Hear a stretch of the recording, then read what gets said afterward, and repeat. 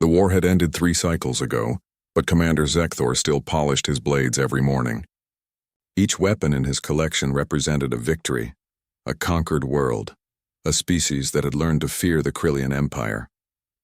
He arranged them with pride across the obsidian wall of his quarters aboard the diplomatic vessel, curved sabers that had tasted blood on 6 different planets, serrated daggers designed to pierce the toughest armor, and his prized possession, a ceremonial greatsword passed down through 12 generations of Krillian warriors.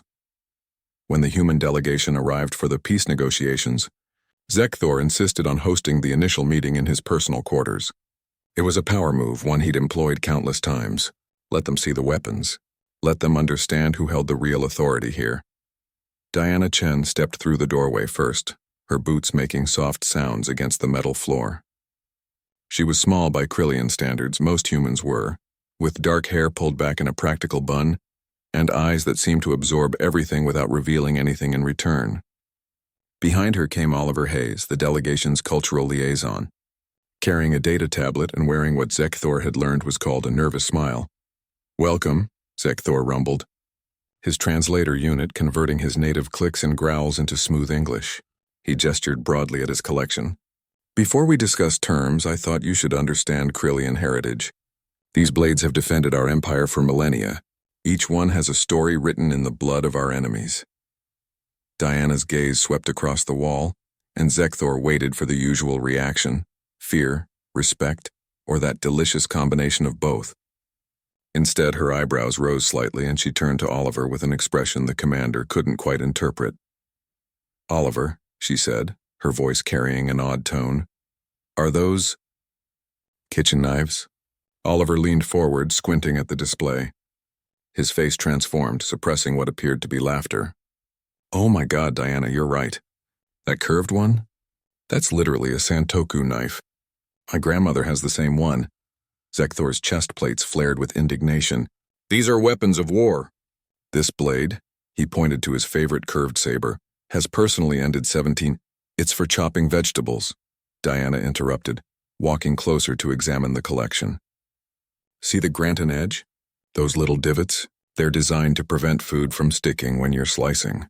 And that one," she pointed to a wicked-looking serrated blade, "that's a bread knife." "Bread?" Zekthor felt his secondary hearts accelerate with confusion and anger. "Yeah, you know, for cutting through crusty loaves without squashing them." Diana turned to face him, and now he could see it clearly. She was amused.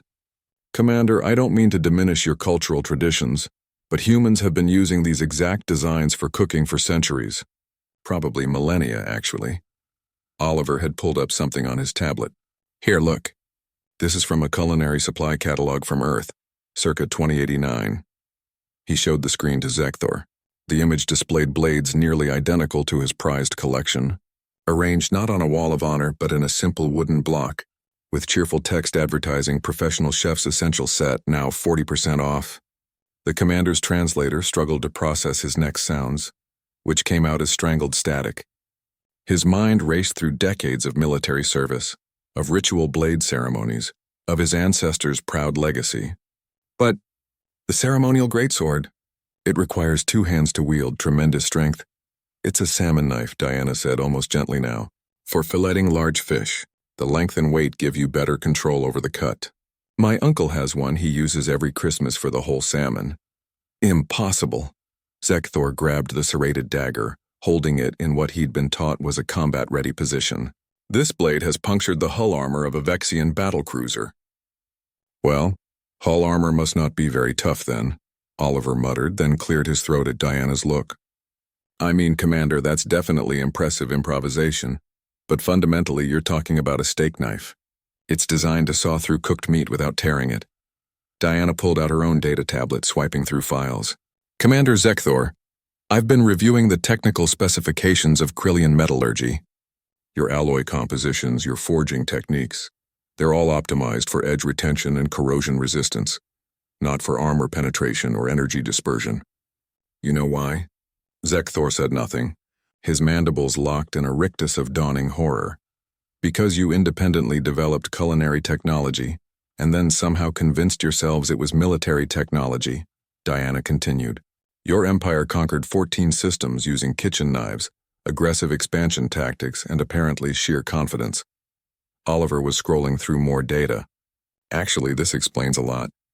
The Vexian reports of devastating close-quarter blade weapons always seemed exaggerated.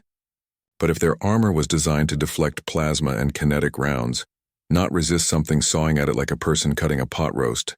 Stop saying pot roast, Zekthor roared. Diana held up her hands. Commander, please understand.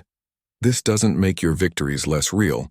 Your people are clearly brave, resourceful warriors. You won 14 interstellar conflicts with cooking utensils. That's honestly more impressive than doing it with actual weapons. Humans respect that kind of creative problem-solving. Creative problem-solving? Zekthor slumped into his chair, the ceremonial greatsword salmon knife hanging loosely in his grip. Absolutely, Oliver said, warming to the topic. Do you know how humans won our first interstellar conflict? We weaponized mining equipment and construction drones. The Zelthax Empire expected military hardware and got hit with industrial excavators modified with attitude thrusters. Scared them so badly they sued for peace within a month. Diana nodded. Humanity's defining characteristic isn't that we're particularly strong or smart. It's that we're really, really good at using whatever's available to solve problems. Usually violently. You Krillians, you're the same way. You picked up some knives and decided they'd work for conquest just as well as cooking. And you were right. Zekthor looked up at his collection, his heritage, his pride, his entire cultural identity, and saw it differently now. Not weapons of legend, but tools of survival. Repurposed by a species determined to thrive. We are not so different then. Humans and Krillians. Not at all, Diana agreed, sitting down across from him. Which is why I think these peace negotiations are going to work out just fine. We understand each other. We're both species that look at a fish knife and see a weapon, that look at obstacles and see opportunities. She smiled. Now shall we discuss the actual treaty terms? And afterward, I'd love to show you some human blade work. I make an excellent stir-fry. For the first time in 3 cycles, Commander Zekthor felt something like hope, and perhaps underneath the embarrassment, a strange kinship with these bizarre, adaptable humans who saw the universe the same way his people did, as a place where anything could be anything, if you were brave enough and creative enough to make it so. I would like that, he said, and perhaps you could teach me the proper way to fillet a salmon. Diana's laugh was warm. Commander, I think that's the beginning of a beautiful friendship.